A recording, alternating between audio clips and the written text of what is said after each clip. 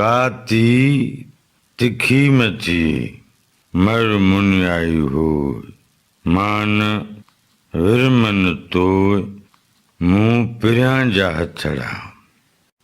मुंहिंजे ख़्याल में हिन बैत जी सादी ऐं ज़ाहिरी तशरीह हिन तरह थींदी। काती तिखी मची मर मुनियाई हो मान विरमन तो मुंह पिरियां जा हथड़ा। शाह अब्दुल लतीफ़ भिटाई मानवी कातीअ जो ज़िक्र कंदे चवे थो त ऐं आशिक कुसण महल काती तिखी न हुजे, उहा काती मुडी हुजणु घुरिजे।